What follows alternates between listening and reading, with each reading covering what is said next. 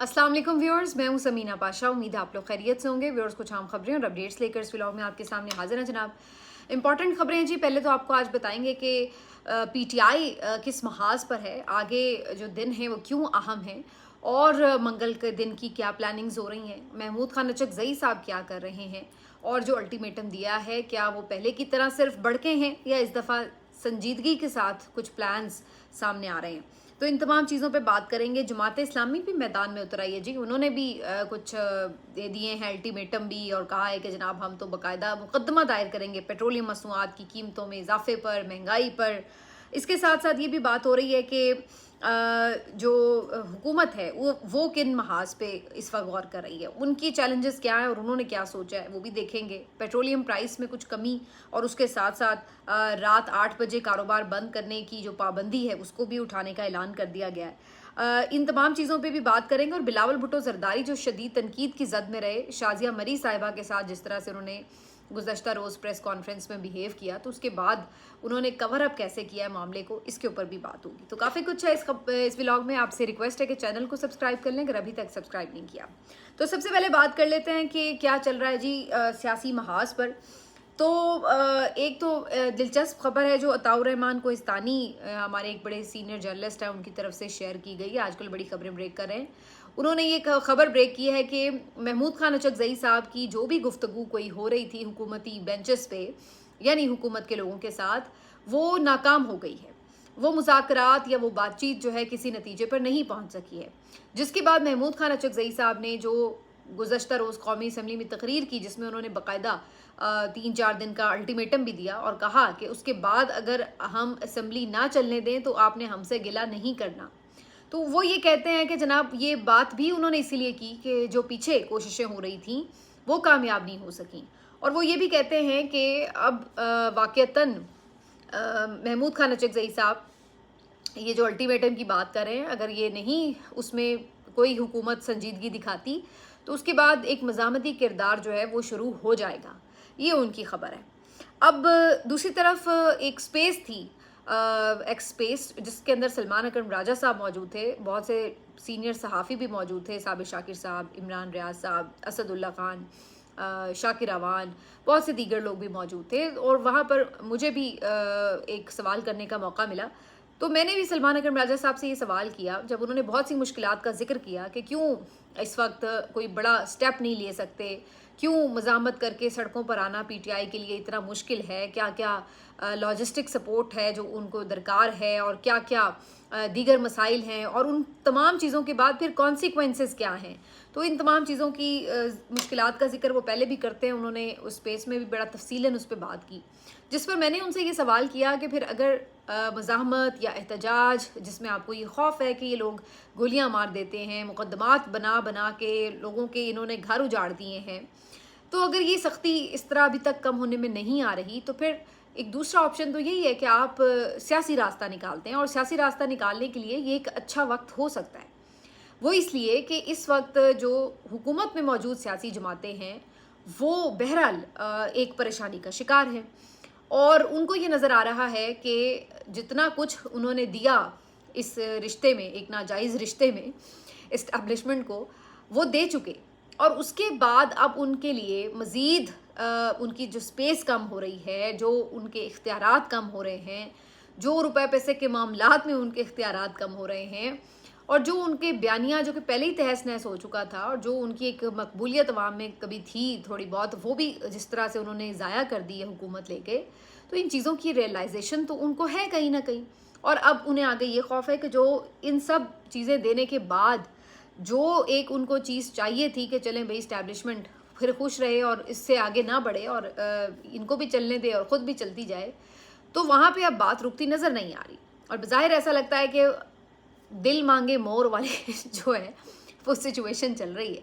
और अल्टीमेटली उन्हें अब ये भी नज़र आ रहा है कि ये ना हो कि हम भी सब कुछ गंवा बैठे और उसके बाद हमारा ही पत्ता काट दिया जाए। तो ये ख़तरात और ख़दशात जो हैं अब PMLN हो या पीपल्स पार्टी हो, उनको नज़र आना शुरू हो चुके हैं। पीपल्स पार्टी के बारे में भी आपको पता है कि फ़ाइलें भी खुल रही हैं, उनके ऊपर पिंकियाँ भी वारिद हो रही हैं, और पता नहीं क्या क्या कुछ हो रहा है। तो ये एक आइडियल सिनेरियो है कि जिसमें सियासी जमातों को इंगेज किया जा सकता है एज पॉलिटिकल पार्टी पीटीआई। कम अज़ कम पीएमएलएन को ना भी तो कम अज़ कम पीपी को इस बात पे अपने कोई ला सकती है एक मिनिमम एजेंडे के ऊपर। तो इसके ऊपर क्या टोटल क्रॉस है कि नहीं, हमने बात ही नहीं करनी पीपल्स पार्टी से, या इसके ऊपर बातचीत की जा सकती है? तो इस पर सलमान अकरम राजा साहब ने कोई बहुत तफसीली जवाब नहीं दिया, लेकिन उन्होंने मुख्तसरन जवाब में ये कहा कि बहुत कुछ हो रहा है, ऐसा नहीं है कि कुछ नहीं हो रहा, बहुत कुछ हो रहा है। और महमूद खान अचकज़ई साहब इन्हीं महाजों पर काम कर रहे हैं। और अभी फ़िलहाल चूँकि बातें बहुत प्री मेच्योर हैं तो मैं अभी उनको डिस्क्लोज़ नहीं करना चाहता, लेकिन ये मत समझिए कि ये तमाम चीज़ें हमारे जहन में नहीं हैं। हम बिल्कुल इन चीज़ों के ऊपर गौर भी कर रहे हैं और इसके ऊपर काम भी हो रहा है। तो ये उनका इसके ऊपर जवाब था। अब अगर इसके तनाजुर में अताउर रहमान साहब की इस खबर को हम जांचें कि क्या ये खबर दुरुस्त है कि मुज़ाकरात नाकाम हो गए, मेरा ख्याल है कि ये इतनी जल्दी कहना कि मुज़ाकरात नाकाम हो गए थोड़ा सा शायद हेस्ट है, क्योंकि आम तौर पर जब इतने इख्तलाफात हों और एक तरफ इतने फासले हों, इतना जुल्म सितम हो चुका, तमाम चीज़ें आपने देखा, मैंडेट चोरी हुआ, सब कुछ, तो उसके बाद एकदम तो तमाम चीज़ें नहीं सिमट सकती। दूसरी बात यह कि उन्हें यह भी पता है कि बात सिर्फ पीटीआई के साथ दोस्ती की नहीं है, बात यह कि इस्टेब्लिशमेंट के खिलाफ खड़ा होने का ख़तरा कोई और जमात क्यों कर लेगी, जबकि वो पीटीआई का ऑलरेडी हाल देख रहे हैं कि पिछले 4 साल से उनको कितनी मार पड़ी है। तो कौन सी जमात चाहेगी कि वो बिला वजह इस्टेब्लिशमेंट को नाराज़ करके जो है अपना भी हाल उस तरह का करवा लें। तो इस बात से भी वो डरते हैं, अगर वो करना चाहें भी कि वो पीटीआई के साथ हाथ मिलाकर कोई स्टैंड ले लें, तो उनको ये खौफ भी तो होगा सामने कि जनाब हम अगर उन्हें नाराज़ कर बैठे तो हम क्या करेंगे। तो इस खौफ की वजह से फिर वो हाथ नहीं मिलाएंगे। तो ये बिल्कुल इस बात का ऑप्शन मौजूद है कि ये जो मुज़ाकरात हैं इस वजह से ही नाकाम हुए हों या किसी नतीजे पे ना पहुँचे हों। लेकिन एक और भी वजह हो सकती है, उसकी वजह ये भी हो सकती है कि मुज़ाकरात कामयाब तो तब हों अगर इस हुकूमत के पास कोई पावर्स हों। यानी अगर बातचीत आप आगे बढ़ाते हैं या आप कोई कॉन्फिडेंस बिल्डिंग मेजर्स लेते हैं, तो उसमें हुकूमत को कह रहे होते महमूद अचकज़ई साहब के जी आप कम अज़ कम मुलाकात बहाल करा दें, इमरान खान के पर्सनल मालजीन को मिलवा दें, और हुकूमत ये समझती कि चलो इस पे बात आगे हो सकती है, लिहाजा आप मिलवा सकते हैं। लेकिन हुकूमत तो ये फ़ैसला करने वाली कोई है ही नहीं। हुकूमत के पास तो इतना इख्तियार ही नहीं है कि वो ये फ़ैसला कर ले कि वाकई इमरान खान के ज़ाती मालिज को मिलवाना है या नहीं मिलवाना। तो लिहाजा इसलिए भी ये मुज़ाकरात नाकाम ही होंगे इन सियासी जमातों से, क्योंकि इनके पास ये पावर्स नहीं हैं कि ये पीटीआई को कुछ दे सकें। हाँ, इनके पास ये पावर्स ज़रूर है कि ये इस्टेब्लिशमेंट को कुछ देने से इनकार कर दें, फिर आगे बात बढ़ सकती है। लेकिन जैसे मैंने कहा कि अगर इस्टेब्लिशमेंट को कुछ देने से इनकार करते हैं तो उस सूरत में फिर खुद जो भुगतना पड़ेगा उसके लिए क्या ये जमातें तैयार होंगी। तो ये वो एक बड़ा पॉइंट होगा जिसके ऊपर फिर यही लगेगा कि मुज़ाकरात कामयाबी की तरफ नहीं बढ़े। लेकिन बहरहाल अभी इसको कुछ भी कहना क़बल अज़ वक्त है। लेकिन दूसरी तरफ ऐसी जमातें भी हैं जिनके बारे में हमेशा ये इल्ज़ाम होता है कि वो इस्टेब्लिशमेंट की हामी जमातें हैं या उनके इशारों पर चलती हैं। जमात इस्लामी ने पेट्रोलियम मसनूआत की प्राइस बढ़ने के हवाले से एक एहतजाज किया इस्लामाबाद में। कुछ लोग वहाँ पे ख़बर दे रहे हैं कि जनाब यानी इतने ज़्यादा लोग नहीं थे। बहरहाल जो हाफिज़ साहब हैं, हाफिज़ नईमुर रहमान साहब, उन्होंने खिताब किया और उन्होंने उसमें काफ़ी इस हुकूमत को खरी खरी सुनाई, मरीम नवाज़ साहिबा को बड़ी बातें सुनाई, जाली मैंडेट के ताने भी दिए, सब कुछ दिया। तो मुझे हैरत हो रही थी कि हाफिज़ साहब को आज ही पता चला है कि मैंडेट जाली है, या उनको आज ही पता चला है कि पंजाब में क्या कुछ हो रहा है। लेकिन आज उनको 414 के पेट्रोल के बाद समझ में आई कि हमने पेट्रोलियम मसनूआत की कीमतों में इजाफे के ऊपर एहतजाज करना उस दिन क्यों ना किया। अच्छा, एक और बात ये भी है कि आज ये खबर आई है, जब तक मैं ये व्लॉग रिकॉर्ड कर रही हूँ हो सकता है इस पर इम्प्लीमेंट भी हो चुका हो, तो इम्कान था कि 5 रुपये कमी कर दी जाएगी पेट्रोलियम मसनूआत की कीमतों में। लेकिन ये एक ऊँट के मुँह में ज़ीरे के बराबर भी नहीं है, क्योंकि 414 से अगर 5 रुपये आप कम भी कर देंगे तो वो 409 रुपये हो जाएंगे। तो इतने से प्राइस के ऊपर कोई ख़ास फ़र्क तो पड़ने नहीं वाला। तो आप समझें कि ऑलमोस्ट उतना ही है। तो कहने का मकसद ये है कि अब पेट्रोलियम मसनूआत की कीमतों पर जमात इस्लामी का जो एहतजाज है, कुछ लोग तो ये कह रहे हैं कि चलो शुक्र है कोई तो जमात निकली, किसी ने तो बात की। लेकिन सवाल ये है कि आपको पता है कि इस दौर में सिर्फ वही जमात एहतजाज कर पाती है बग़ैर मारपीट किए या करवाए, यानी जिसको डंडे ना मारे जाएं, वो सिर्फ वही जमात ही होती है जिसको बाकायदा परमिशन मिली हो कि भाई ठीक है तुम कर लो। और ये परमिशन भी बाज़-औक़ात जान के इस तरह दी जाती है, ये बहुत से लोगों का ख्याल है, मैं नहीं कह रही कि जमात इस्लामी ने ये एहतजाज इसी वजह से किया, लेकिन लोगों में ये बड़ा स्ट्रॉन्ग तासुर है कि ये जमातों में एहतजाज वगैरह के जो छोटे मोटे प्रोग्राम करने दिए जाते हैं, तो उसकी वजह ये होती है कि किसी हद तक चलें कोई अवाम का थोड़ा बहुत प्रेशर रिलीज़ हो जाए, कोई लग जाएगा हाँ भाई चलो भाई ठीक है, किसी ने बात कर ली है, कुछ थोड़ा सा प्रेशर रिलीज़ करने के लिए भी जानबूझकर इस तरह की चीज़ें जो हैं वो करने भी दी जाती हैं कभी कभी, और वो उन्हीं को करने दी जाती हैं जो कि पूरी परमिशन से और कंट्रोल्ड तरीके से लेके चलते हैं और एक हद से ज़्यादा उस बात को आगे नहीं लेके जाते। तो बहुत से लोग इस एहतजाज को इस तनाजुर में देख रहे हैं। हो सकता है कि जमात इस्लामी ने वाक़तन एक संजीदगी से एहतजाज किया और अपनी मर्ज़ी से किया हो, लेकिन फिर ये सवाल ज़रूर उठते हैं कि अगर ये एहतजाज उन्होंने अपनी मर्ज़ी से बग़ैर परमिशन के किया है तो भाई फिर उनको डंडे क्यों नहीं पड़े जो कि बाकी लोगों को डंडे पड़ते हैं। आखिर वो सख्ती वगैरह जो होती है किसी भी, अब तो एहतजाज पे हो रही है ना, सिर्फ वहाँ तक थोड़ी रुकी है कि जी पीटीआई के सिर्फ एहतजाज पे होती है, अब तो हर किस्म के एहतजाज पे होती है, तो फिर उनको क्यों नहीं उस सख्ती से निपटा गया है। तो ये अपनी जगह सवाल जो है बरकरार रहेगा, लेकिन बहरहाल उन्होंने ये इस पर किया ज़रूर है प्रोग्राम। अब उससे आगे अगर चले तो पीटीआई वाली बात पे मैं भी आती हूँ कि उनका आगे का प्लान क्या है, लेकिन चूंकि अभी पेट्रोलियम मसनूआत की बात हो रही, तो पेट्रोल की बचत के लिए हुकूमत ने, आपको पता है कि कुछ इकदाम किए थे कि जनाब 8 बजे रेस्टोरेंट्स, शॉप्स, मार्केट्स, मॉल्स, ये तमाम चीज़ें जो हैं बंद हो जाएं और एनर्जी सेविंग की हम तरफ जाएं, और ये कि दिन दिन में सारी शॉपिंग हो, सुबह जल्दी खुलें, सुबह शाम को 8 बजे बंद हो जाए मैक्सिमम वगैरह। उसके ऊपर हम बहुत डिबेट देखते रहे हैं कि सब ने इसकी, कुछ लोगों ने हिमायत भी की कि चलें जी अच्छा है, हम इंसानों के तरीके से चल रहे हैं, ज़रूर आधी आधी रात को फिरना है सड़कों पर और वगैरह इस तरह की चीज़ें। और दूसरी तरफ एक बहुत बड़ा तबका ये था जो ये समझता है कि जनाब इससे कारोबार को नाकाबिले तलाफ़ी नुकसान पहुंच रहा है और उसकी वजह से मईशत का पहिया जो कि पहले ही रुका हुआ है, तकरीबन फंस के ही बेचारा घूम रहा है, उसको आपने बिल्कुल ही जाम कर दिया है। क्योंकि जो पाकिस्तान की मौसमी कंडीशंस हैं उसमें 8 बजे अगर आप शॉप्स, रेस्टोरेंट्स, दुकानें, मार्केट्स बंद कर देते हैं तो उससे वाज़े तौर पर सेल्स पे फ़र्क पड़ता है। उसकी वजह बड़ी साफ़ है कि आम तौर पे लोग घरों में पहुंचते हैं, दफ्तरों से 6-7 बज जाते हैं ट्रैफिक्स की वजह से और तमाम चीज़ें, और उसके बाद फिर जब आप फ्रेश होके खाना वाना खाने अगर बाहर निकलेंगे तो उस वक्त तो जाके रेस्टोरेंट ही बंद हो जाएंगे। तो आमतौर पर उस चीज़ ने बहुत ज़्यादा फ़र्क डाला है। मैं ख़ुद अभी चंद दिन पहले एक बात करी थी, पिज़्ज़ा और ये जो फ्राइज़ और ये फ़ास्ट फूड चेन है उनमें एक हमारे जानने वाले अजीज़ हैं, तो वो ख़ुद ये बता रहे थे कि बिल्कुल कारोबार तबाह होके रह गया, क्योंकि ये चीज़ें ऐसी हैं कि मतलब आप, हर कोई ये प्रेफर करता है कि जी फ्रेश आप वहाँ बैठ के खाएं, इधर से गरम गरम निकले और आप खाएं। तो वो अब टाइमिंग हमारी होती ही ये थी कि 8 बजे के बाद कस्टमर शुरू होते थे और रात 12 बजे तक कस्टमर चलते थे। अब सूरत हाल ये कि आप 8 बजे बंद कर देते हैं तो कस्टमर किधर आएगा।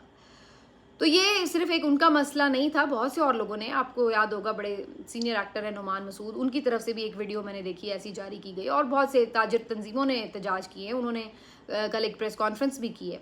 तो इस चीज़ ने एक प्रेशर तो बनाया हुकूमत के ऊपर, तो हुकूमत ने अब थोड़ा सा उसको देखते हुए तनकीद को, उन्होंने ये फ़ैसला वापस लेने का ऐलान कर दिया और कहा यह गया है कि जी अब आपसे ऑनवर्ड्स जो आगे कुछ दिन के बाद तक ये फ़ैसला वापस ले लिया जाएगा और फिर रूटीन के मुताबिक जो है वो चीज़ें चल सकेंगी। तो मेरा ख्याल है कि इसमें ये भी कुछ प्रेशर है कि ज़ाहिर अब ईद भी आने वाली है, तो तब भी लोग ये चाहते हैं कि भाई कम से कम शाम में आप निकलें, जाके कुछ चीज़ ले लें। इतनी दोपहर में जो टेम्परेचर बहुत ज़्यादा होता है उसमें बच्चों के साथ निकलना या कुछ ख़वातीन के साथ निकलना, हमें ख़ुद भी इवन निकलना बड़ा मुश्किल हो जाता है। तो बहरहाल जी ये हुकूमत ने एक कम से कम अर्ज़ सुनी तो है, लेकिन यहाँ पर हुकूमत की मुश्किलात ख़त्म नहीं होती नज़र आ रही, क्योंकि जो एक तूफ़ान है महंगाई का उसने लोगों को बड़ा परेशान किया है। और ये वो टाइम है कि जिसके ऊपर पीटीआई ये सोच रही है कि अब एक तरफ उनके अपने जो कारकुन हैं उनका बेहद प्रेशर बढ़ चुका है, तो दूसरी तरफ लोगों में भी एक गम गुस्से की लहर है, और वो ये समझते हैं कि ये वो टाइम है कि जहाँ पे अगर हम कुछ ना कुछ एक्टिविटीज़ करें तो वहाँ पे एक अच्छा रिस्पांस लोगों की तरफ से भी आ सकता है। तो अब एक तरफ सुहेला अफरीदी साहब ये ऐलान करके गए थे कि जनाब अगर मंगल तक इमरान खान साहब को शिफा इंटरनेशनल हॉस्पिटल शिफ्ट नहीं किया गया तो फिर अगली दफ़ा वो मज़ीद सख्त हिकमत अमली के साथ आएंगे। तो अब जो ख़बरें आ रही हैं, मैं सिद्दीक जान की भी खबर देख रही थी, वो ये बता रहे थे कि जनाब अब अगली दफ़ा 10,000 वाला जो मंसूबा है कि जी 10,000 लोग इकट्ठे हों, वो भी उस पर भी गौर हो रहा है, वो लोग भी यानी बड़ी तादाद में पहुंच सकते हैं। और दूसरा ये भी प्लान पे गौर हो रहा है कि वहाँ पे जाके धरना ही दे दिया जाए और उठा ना जाए जब तक कि इमरान खान साहब को शिफ्ट ना किया जाए, यानी एक लॉन्ग धरना हो, ये नहीं कि आप गए 2-3 घंटे बैठे और आ गए। लेकिन सिद्दीक जान साहब बड़े काबिल एहतराम है, उनकी खबर अपनी जगह। मुझे अभी भी ये नहीं लगता कि सुहेल आफरीदी साहब अगर वहाँ जाएंगे तो कोई लॉन्ग सिट इन की तरफ मामला जाएगा। अभी भी मेरा ख्याल यही है कि वो कुछ ना कुछ प्रेशर ज़रूर बनाएंगे वहाँ पे। ये मुमकिन है कि पहले से ज़्यादा लोग वहाँ पे ले जाए जाएँ, लेकिन ये मुझे नज़र नहीं आता कि वहाँ पे कोई लंबा 3-4 दिनों का धरना डाल के वो बैठ जाएंगे। मुझे ऐसा अभी महसूस नहीं होता, बाकी देखते हैं उस दिन क्या होता है। लेकिन प्लानिंग्स इसके ऊपर हो रही हैं, और दूसरी तरफ महमूद खान रजकज़ई साहब भी ये प्लानिंग्स कर रहे हैं कि किस तरीके से अभी भी बातचीत को आगे बढ़ाया जाए, और बैकडोर भी कोशिश हो रही है उनकी जानिब से। और उसके साथ साथ ये बात भी कहीं ना कहीं उनके माइंड में है कि आगे फिर जो कौमी असम्बली है वहाँ पे भी एक जारहाना हिकमत अमली अपनाई जाएगी। तो ये जो सारी चीज़ें हैं, अब इनके ऊपर गौर हो रहा है।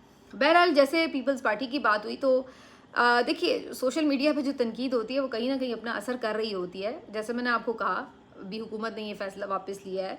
अभी कल के रोज़ आपने देखा कि बिलावल भुट्टो जरदारी पे बहुत ज़्यादा तनकीद हुई जब उन्होंने शाजिया मरी साहिबा के साथ प्रेस कॉन्फ्रेंस में एक बहुत ही रूड सा बिहेव किया।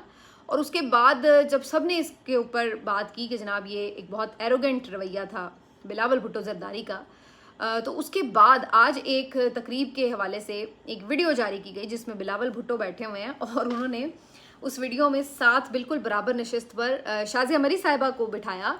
और काफ़ी वो तवील वीडियो बनी हुई है जिसमें दोनों को बड़ा हंसते खेलते बातें करते देखा जा सकता है, और ऐसा महसूस कराने की कोशिश की जा रही है कि सब अच्छा है। और देखिए जी, वो तो बिल्कुल नॉर्मल हैं, और उन्होंने तो बड़ी रिस्पेक्ट दी है शाजिया मरी साहिबा को। तो अगर हीट ऑफ द मोमेंट उन्होंने किसी बात के ऊपर उन्हें खामोश करवा भी दिया तो इसका मतलब ये नहीं कि वो रिस्पेक्ट नहीं करते। देखें, वो तो बहुत उन्हें रिस्पेक्ट दे रहे हैं, उनके साथ बैठे हुए हैं, उनको कितना उन्होंने इनकरेज किया है, तो वगैरह वगैरह। तो वो वीडियो जो है वो चीख चीख के ये बता रही है कि जैसे आपने सिर्फ एक कवर अप किया है कि वो जो तनकीद का एक सिलसिला शुरू हुआ हुआ है उसको किसी तरह से रोका जा सके और ये तासुर दिया जा सके कि जनाब ऐसा कुछ नहीं। और ख़ुद शाजिया मरी साहिबा ने भी एक ट्वीट को कोट ट्वीट करते हुए इसी तरह की बात की कि जी हम जो काम कर रहे होते हैं बड़ा क्लोजली, उसको लोग उस तरह नहीं समझ रहे होते वगैरह वगैरह। तो कुछ उन्होंने इस तरह से बात गोलमोल करके उसको कवर अप करने की खुद भी कोशिश की हुई थी कि जी मुझे कुछ बुरा नहीं लगा। और अब इस तरह की वीडियो जो है वो जारी हुई सोशल मीडिया पे, जिससे हर कोई इसी अंदाज से जाहिर है कि देख रहा है कि जनाब ये बेसिकली उस तनकीद को ज़ाइल करने के लिए किया गया। बहरहाल मैं ये समझती हूँ अगर उस तनकीद को ज़ाइल करने के लिए भी किया गया तो अच्छी बात है। इसका मतलब है कि कहीं ना कहीं तनकीद जो है वो अपना कोई असर रखती है, कोई फ़र्क डालती है, इसीलिए तो फिर उसको कवर अप करने के लिए कुछ ना कुछ करना पड़ता है। तो ये अगर ऐसा भी किया गया तो तब भी अच्छी बात है। और दूसरी बात ये कि मेरा ख्याल है आइंदा भी इन चीज़ों के लिए वो एक कहते हैं ना आपके कुछ चीज़ें सेट हो जाती हैं माइंड में कि जनाब चूँकि सोशल मीडिया का दौर है और चूँकि हर एक्शन हर चीज़ जो है इस वक्त मोबाइल कैमरास में आपको पता रिकॉर्ड होती है, हर चीज़ को बड़ी बारीक बीनी से देखा जाता है, उसके ऊपर रिस्पॉन्स आते हैं। तो अब जो मुख्तलिफ रहनुमा हैं वो काफ़ी ज़्यादा मोहतात होते चले जा रहे हैं इस वजह से कि अब ये पहले वाला दौर नहीं रहा कि जनाब जब चंद 2-4 कैमरे आएंगे चैनल्स के वो बंद हो गए तो जो मर्जी आपने कह लिया कर लिया तो वो चीज़ें रिपोर्ट ना हो। तो बहरहाल जी ये सारी कहानी है। इस मामले को तो इन्होंने वाइंड अप किया इस तरीके से, लेकिन अभी बहुत सी कहानियाँ बाकी हैं और चीज़ें आने वाले दिनों में काफ़ी इंटरेस्टिंग होने जा रही हैं। मिलते हैं आपसे अगले व्लॉग में, अपना ख्याल रखिए, अल्लाह हाफिज़।